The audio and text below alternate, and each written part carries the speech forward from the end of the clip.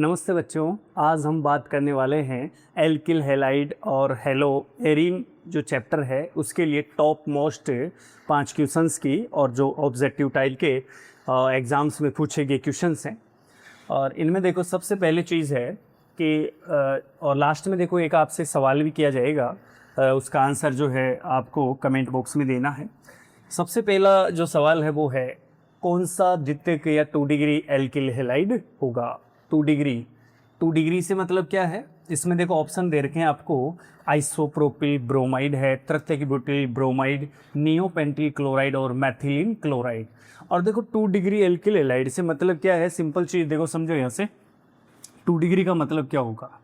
देखो ऐसा कार्बन परमाणु, देखो यहाँ से ध्यान देना CH3CH और मैंने यहाँ से इसको लगा दिया, यहाँ पे Cl लगा दिया, ठीक है ना। तो यहाँ से ये जो क्लोरीन है वो कौन से कार्बन से जुड़ा हुआ है। क्लोरीन आपका 1 डिग्री कार्बन से जुड़ा हुआ है। कैसे पता लगा, क्योंकि ये कार्बन बच्चों एक कार्बन से जुड़ा हुआ है। ये कार्बन कितने कार्बन से जुड़ा हुआ है, एक कार्बन से। तो आपको इसके लिए देखो एक चीज़ आनी चाहिए कि 1 डिग्री कार्बन क्या होता है, 2 डिग्री कार्बन क्या होता है, 3 डिग्री कार्बन क्या होता है। उसके बाद में अपने आप ही आपको द्वितीयक एल्किल हैलाइड का पता चल जाएगा। कहने का मतलब ये होगा कि जो आपका हैलाइड समूह है, ठीक है, हैलोजन समूह है, वो उस कार्बन परमाणु पर अटैच होना चाहिए, उस कार्बन परमाणु से अटैच होना चाहिए जो कार्बन परमाणु अन्य 2 कार्बन परमाणु से जुड़ा हुआ हो। अन्य 2 से जुड़ने का मतलब ये हुआ कि वो कार्बन परमाणु आपका 2 डिग्री कार्बन परमाणु होगा। और 2 डिग्री कार्बन परमाणु से कौन जुड़ा हुआ है, आपका हैलोजन। तो देखो पहला ऑप्शन क्या है, आइसोप्रोपिल ब्रोमाइड। स्ट्रक्चर भी आनी चाहिए अपने को, आइसोप्रोपिल। देखो बच्चों ये होता है आइसोप्रोपिल, इसे बोलते हैं आइसोप्रोपिल। और इसमें हमने लगा दिया Br, तो क्या बन गया, आइसोप्रोपिल ब्रोमाइड।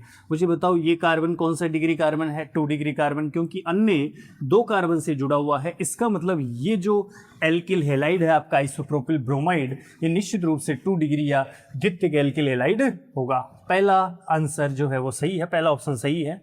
तृतीयक ब्यूटिल ब्रोमाइड वैसे भी नहीं होगा क्योंकि वो तो 3 डिग्री की बात है। नियोपेंटिल क्लोराइड की बात करोगे तो नियोपेंटिल क्लोराइड बच्चों ऐसे होता है, नियोपेंटिल क्लोराइड का मतलब ये होता है। तो ये तो आपका 1 डिग्री कैटेगरी का है क्योंकि क्लोरीन या हैलोजन उस कार्बन परमाणु से जुड़ा हुआ है जो खुद क्या है 1 डिग्री है, क्योंकि अन्य 1 से जुड़ा हुआ है, इस वजह से ये 1 डिग्री की कैटेगरी में जाएगा। ठीक है, नियोपेंटिल क्लोराइड हो गया। मैथिलीन क्लोराइड की बात करो, मैथिलीन क्लोराइड का फॉर्मूला ये होता है, तो ये हो ही नहीं सकता CH2Cl2, तो ठीक है ना, क्योंकि यहाँ से एक कार्बन से 2 हैलोजन समूह जुड़े हैं तो इससे कोई लिंक ही नहीं है। या तो 1 डिग्री की बात न 2 डिग्री के बाद किसी की बात है ही नहीं, तो इसका मतलब ये इसमें जो है पहला ऑप्शन आपका ठीक है, सही है। सेकेंड क्वेश्चन की बात करो, C में कार्बन का हाइब्रिडाइजेशन होगा, संकरण sp2 होगा। तो sp2 संकरण, क्योंकि संकरण हम सोच सकते हैं कि आपका sp आ सकता है, sp2 आ सकता है, sp3, जो भी स्थितियां बनती हैं वो ये संकरण में शामिल हैं। तो यहाँ हम चाहते हैं कि sp2 जो संकरण होगा वो किस में होगा, और वो भी CX बंध में। CX मतलब हैलोजन, आपका कार्बन और हैलोजन जो बॉन्ड होता है उसमें कार्बन का।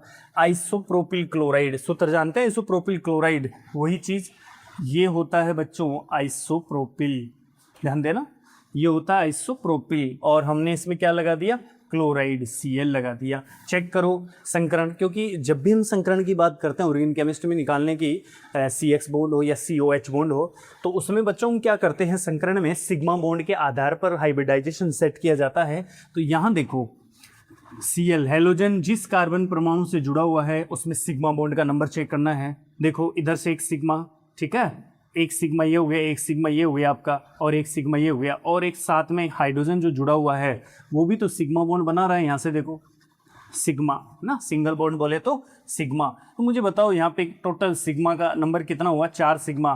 बच्चों याद रखो, जब 2 सिग्मा होता है, 3 सिग्मा होता है, 4 सिग्मा होता है, ठीक है ना, तो इसके आधार पर हाइब्रिडाइजेशन सेट किया जाता है। जब 2 सिग्मा है तो sp है, 3 सिग्मा है तो sp2 है, 4 सिग्मा है तो sp3 है। ठीक है, ये चीज़ें अलग से फिर हाइब्रिडाइजेशन में बताई जाती है, लेकिन अभी के लिए आपको ये ध्यान रखना होगा कि जब 2 सिग्मा होंगे तो sp होगा, 3 सिग्मा होंगे तो sp2 होगा, 4 सिग्मा होंगे तो sp3 होगा। 4 सिग्मा है तो sp3, इसका मतलब इसमें तो नहीं है। एलिल क्लोराइड ये भी चेक कर लो, क्योंकि हम जानते हैं एलिल क्लोराइड ये रहा CH3 CH double bond CH2 और यहाँ से हमने लगा दिया CH2Cl।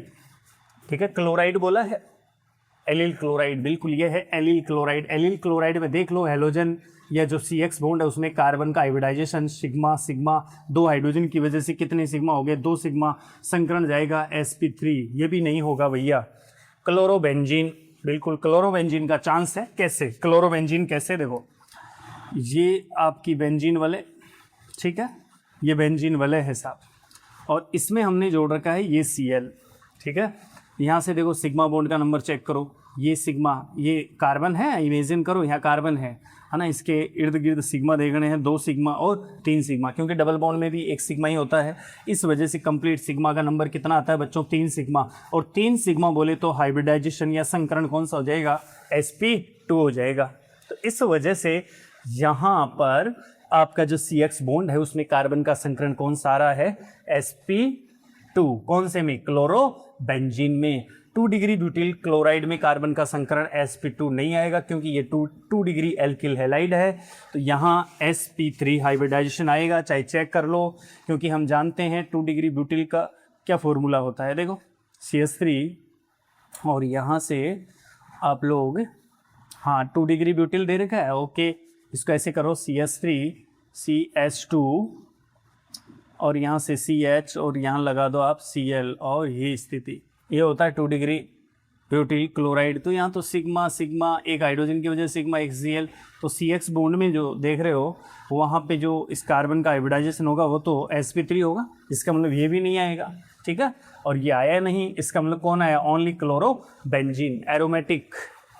एरोमेटिक आपका जो हैलाइड है वो आएगा, जिसे अपन एरिल हैलाइड की फॉर्म में देख रहे हैं, एरिल हैलाइड के रूप में जानते हैं।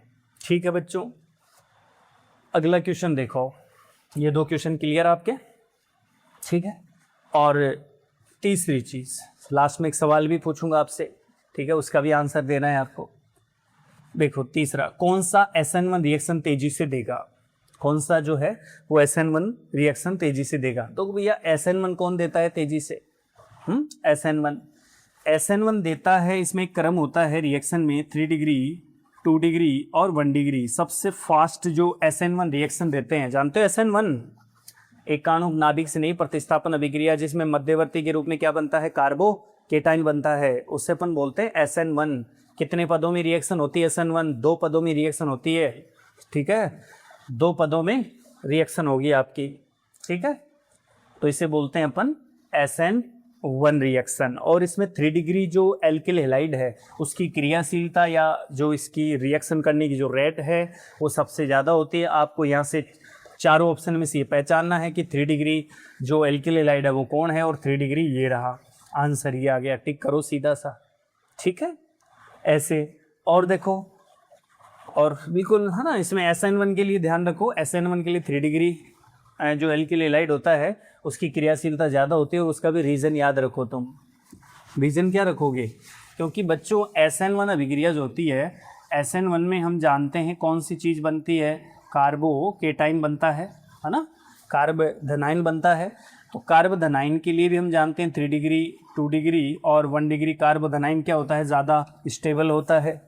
और जो स्टेबल होता है वहाँ से अगर मध्यवर्ती ज़्यादा स्टेबल है तो इसका मतलब है कि प्रोडक्ट भी ज़्यादा बनने वाला है, और रिएक्शन की जो रेट है वो भी ज़्यादा होगी। यानी वो चीज़ है, अगर कोई चीज़ रुकती है, जैसे मान लो बस रुकती है तो सवारी चढ़ती है, क्या हुआ, जब बस रुकेगी तो सवारी चढ़ेगी, अगर बस चलती जाएगी तो सवारी कैसे चढ़ेगी। इसका मतलब है जो मध्यवर्ती ज़्यादा स्टेबल होगा, स्थायी होगा, इसका मतलब है कि उससे बना जो प्रोडक्ट है वो भी ज़्यादा बनेगा, और जो है रिएक्शन की जो रेट होगी, है ना, वो भी क्या होगी, तेज़ होगी, क्रियाशीलता क्या होगी, तेज़ हो जाएगी। इस वजह से यहाँ SN1 के लिए 3 डिग्री जो एल्किल हैलाइड है आपका वो क्या होगा, ज़्यादा तेज़ी से रिएक्शन करेगा, क्योंकि ये 1 डिग्री है और ये क्या है, 2 डिग्री है। सिंपल सी बात है। अगला क्वेश्चन देखो 4 नंबर, रिएक्शन में बी क्या है। रिएक्शन में आपको इसमें बी पूछा है, ये रिएक्शन है CH3Br और KCN के साथ रिएक्शन हो रही है, जिसमें A बनता है और H3O+ यानी जल अपघटन के बाद में B देता है। तो बहुत ही सिंपल है, जब एल्किल हैलाइड की रिएक्शन KCN के साथ कराते हैं तो बच्चों आप जानते हो यहाँ से ये KBr निकलेगा और यहाँ से A के रूप में कौन सी चीज़ आएगी, याद है, CH3CN, है ना। ये आपका CH3CN मतलब एथेन नाइट्राइल इसको बोल सकते हो, या मैथिल साइनाइड भी कह सकते हो। जब इस मैथिल साइनाइड का पूर्ण जल अपघटन किया जाता है, HOH ऐसी स्थिति आती है, तो निश्चित रूप से यहाँ अम्ल का निर्माण होता है। ये चीज़ ध्यान रखने की है, CH3CO और OH, और साथ में बनता है NH3, है ना। इस तरीके से अपने को ध्यान रखना है, क्योंकि हुआ क्या, अपने को कितने चाहिए, देखो यहाँ से अपने को अमोनिया बनाना है तो 3 हाइड्रोजन चाहिए बच्चों। कहाँ से लाओगे, देखो यहाँ से, देखो नाइट्रोजन के साथ में ये और ये ले लेता हूँ, ठीक है ना। तो 3 हाइड्रोजन आ गए तो क्या बन गया, अमोनिया। बचा क्या इधर से, एक तो CO, ठीक है, और एक OH, तो ये बन गया आपका कार्बोक्सिलिक अम्ल। और कार्बोक्सिलिक अम्ल कौन है, ये है एसिटिक अम्ल। कौन सा है बच्चों, एसिटिक अम्ल। तो इस रिएक्शन में ये रिलेटेड है एल्किल हैलाइड्स, इसलिए यहाँ इसका कनेक्शन। और दूसरी जो इसका जगह लिंक है वो है आपका कार्बोक्सिलिक अम्लों से, यानी कार्बोक्सिलिक अम्ल बनाने की विधियों में जो है इस रिएक्शन की बात होती है, और यहाँ एल्किल हैलाइड की गुणों में जो है वो बात होती है, जो रासायनिक गुण होते हैं उनमें। तो इससे बनने वाला जो प्रोडक्ट है वो कार्बोक्सिलिक अम्ल होगा और एसिटिक अम्ल होगा या एथेनोइक अम्ल होगा। ऑप्शन में देख लो आप लोग, एसीटोन दे रखा है, एसीटोन नहीं आएगा, एसिटिक अम्ल सही है, एसिटेमाइड होगा नहीं, और एथिल एल्कोहल भी नहीं होगा, तो आंसर आएगा एसिटिक अम्ल, एथेनोइक अम्ल। अगला और क्वेश्चन है, इसमें ऑप्शन नहीं दिया, वैसे समझाना अपने को कैसे। देखो, क्लोरोफॉर्म को गहरे रंग की बोतल में क्यों रखा जाता है। देखो, ये जो सब चीज़ें आपको बता रहे हैं वो बोर्ड की दृष्टि से भी महत्वपूर्ण है और कम्पिटिटिव दृष्टि से भी बहुत महत्वपूर्ण है। तो इसमें हमने कहा क्लोरोफॉर्म को जब गहरे रंग की बोतल में रखा जाता है तो क्या होता है, मतलब क्यों रखा जाता है गहरे रंग की बोतल में। क्लोरोफॉर्म का फॉर्मूला क्या होता है, CHCl3, ठीक है। क्लोरोफॉर्म का फॉर्मूला क्या है, CHCl3।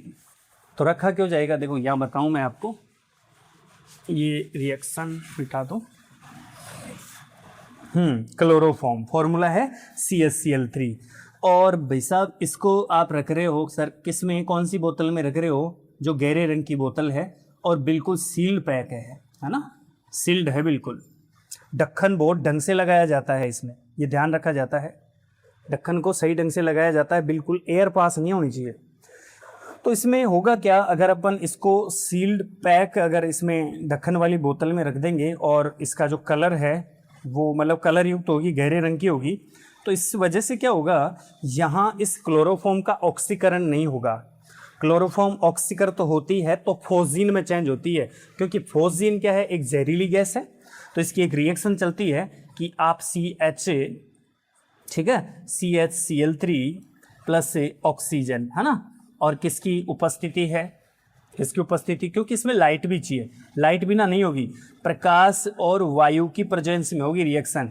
बैलेंस करेंगे इसको तो देखो यहाँ से होगा COCl2, ठीक है ना, और साथ में बनेगा COCl2 और HCl, साथ में क्या बन जाएगा, HCl। HCl के भी कितने बन जाएंगे, 2 ऐसे। तो इस प्रकार से ये जो रिएक्शन है वो आपकी कंप्लीट हो जाएगी। और ये है फोस्जीन, याद रखना कौन सी चीज़ है, फोस्जीन। फोस्जीन को कार्बोनिल क्लोराइड भी बोलते हैं, क्या बोलते हैं, कार्बोनिल क्लोराइड, इंपॉर्टेंट चीज़ है कार्बोनिल क्लोराइड। तो इसका मतलब है कि हम क्लोरोफॉर्म को गहरे रंग की बोतल में क्यों नहीं रखते हैं, क्योंकि जो क्लोरोफॉर्म है अगर आप इसे खुले में रखोगे तो ये ऑक्सीजन के साथ क्रिया कर लेगी और इसका ऑक्सीकरण हो जाएगा, जिससे कि फोस्जीन गैस बन जाएगी, जो कि एक जहरीली गैस होती है। क्लोरोफॉर्म खराब हो जाएगा, कुल मिला के ये है। इस वजह से हम इसे क्या करते हैं, रंगीन बोतलों में भरकर रखते हैं, और लाइट भी नहीं पड़ेगी। जो कलर बोतल होगी, जो रंगीन बोतल होगी, उसमें जो है लाइट जाने का भी जो है खतरा नहीं होता है। वैसे तो ऑक्सीजन को ही रोक दिया आपने, वायु को, गैस को ही रोक दिया है, तो वैसे भी ऑक्सीकृत होने का कोई चांस नहीं है। अब एक सवाल जो है वो मेरी तरफ से, ठीक है, और उसका जो है आपको आंसर बताना है कमेंट बॉक्स में, और इसी से रिलेटेड वो सवाल होगा, और वो क्या है देखो। तो ये टॉप मोस्ट आपको 5 क्वेश्चन जो है वो सॉल्व कराए। तो ये जो कॉन्सेप्ट है आपको ध्यान रखना चाहिए। एक क्वेश्चन ये है ये भी बिठा देता हूँ, आपके लिए है ये, ठीक है। एक प्रकार से आपका ये HW हो गया है ना, होमवर्क हो गया। क्या मैंने पूछा कि SN2 के लिए, SN2 के लिए सबसे अधिक क्रियाशील है कौन होगा, इनमें से कौन क्रियाशील होगा? देखो ऑप्शन दे रहा हूं, आप बताना, पहला, दूसरा, तीसरा और चौथा ऑप्शन है। एक हमने दिया CH3 CH2, एल्किल हैलाइड आएंगे वो तो सर, CH2 CH2 और यहाँ लिख दिया ये Br, ठीक है। एक हमने दे दिया CH3 CH3 और यहाँ ये वही Br है, एक यहाँ CH3 है, तीसरा ऑप्शन है CH3 CH2 CH और यहाँ कर दिया Br और यहाँ है CH3, ठीक है ना। और एक और ऑप्शन चलो मैंने दे दिया है, SN2 की बात हम कर रहे हैं, और एक ये दे दिया है,